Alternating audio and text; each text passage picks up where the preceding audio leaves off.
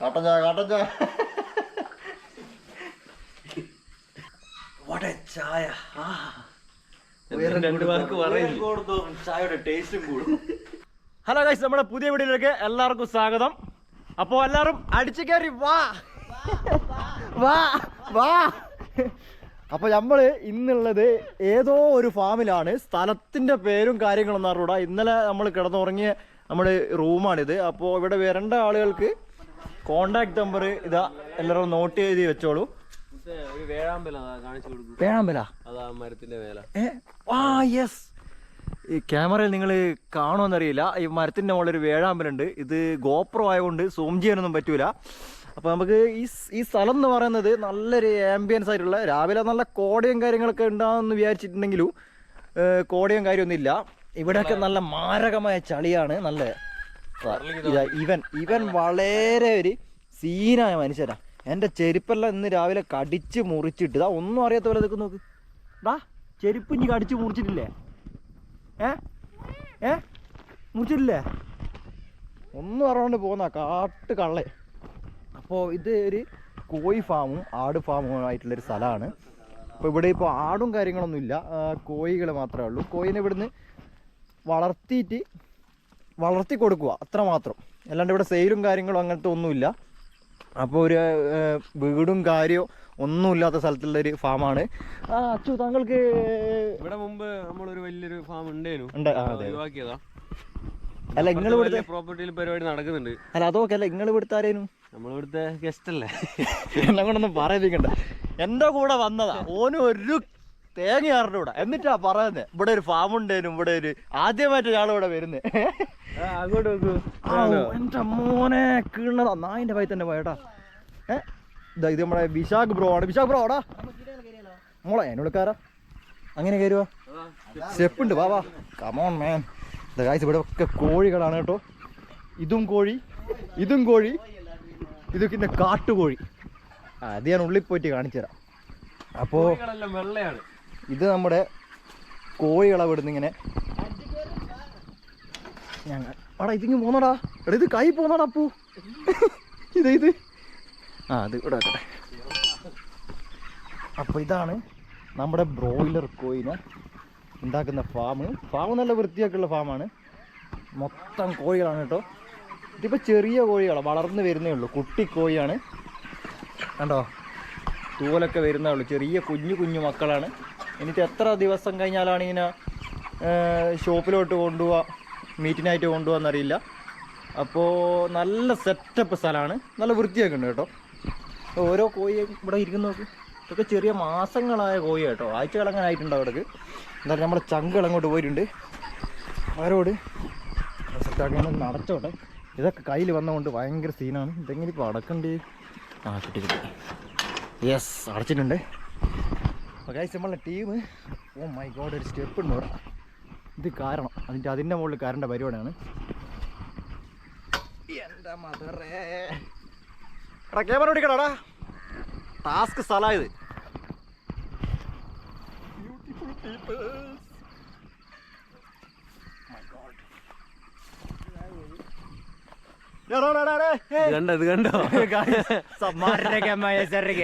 Gemini സർക്കസിൽ പോലുമില്ലാത്ത അതിമാരകമായ സർക്കസാണ് ഇവിടെ കണ്ടുകൊണ്ടിരിക്കുന്നത് കാണികളെ. അപ്പൊ ഗായ്സ് ഈ സ്ഥലം എന്ന് പറയുന്നത് നല്ലൊരു ആംബിയൻസ് ആണ്.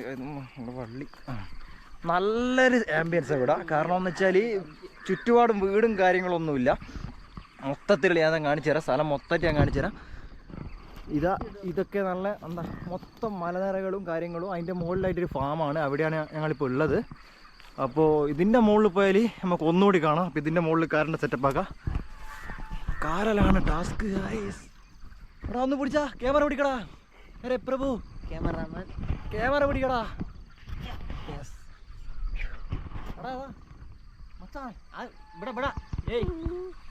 കേറി വാ, അടിച്ച് കേറി വാ.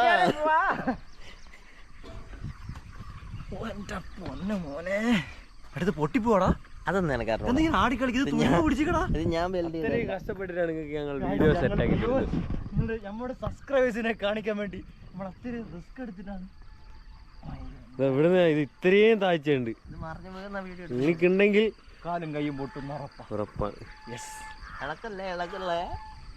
ഇവിടുന്നുള്ള വ്യൂ ആണിത് കേട്ടോ, അടിപൊളി.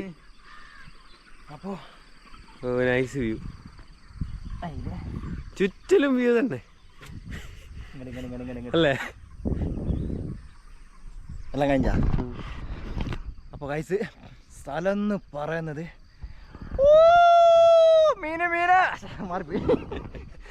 ഗഡീലൻ സ്ഥലമാണ്.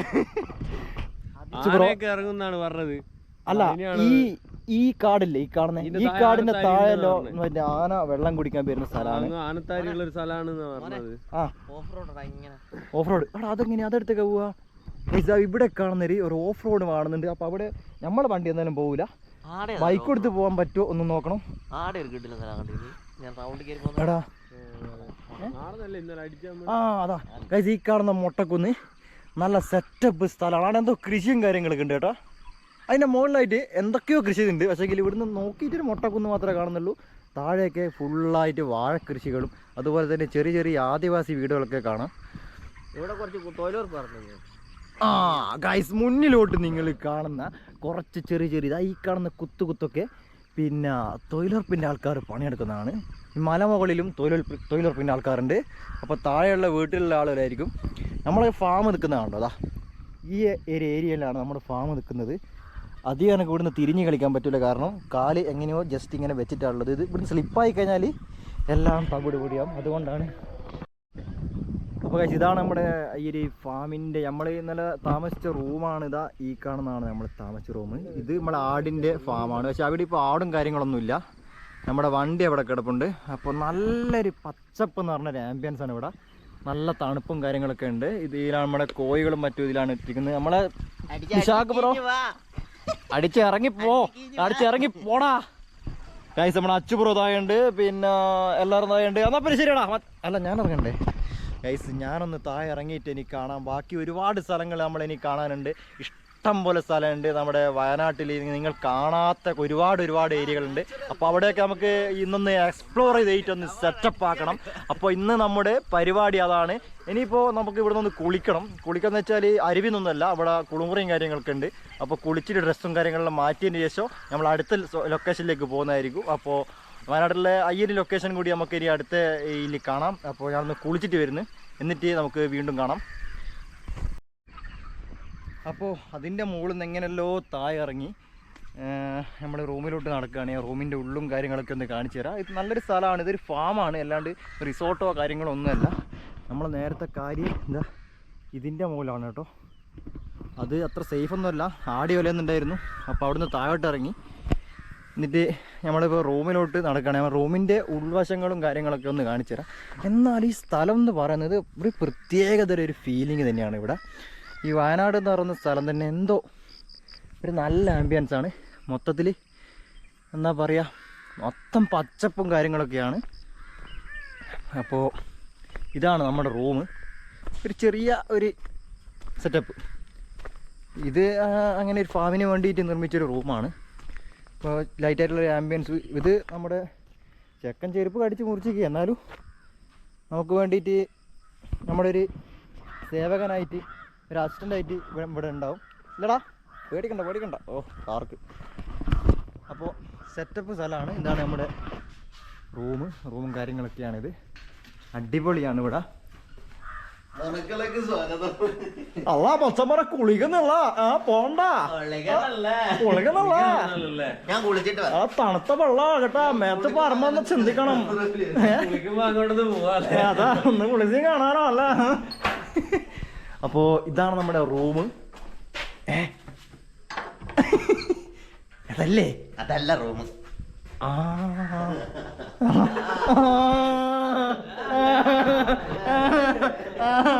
എന്തോ ഉണ്ട്. ഞാൻ കാണുന്നു. എൻ്റെ ഉപോധ മനസ്സിൽ ഞാനത് കാണുന്നു. എന്തോ കാര്യമായിട്ടുണ്ട്.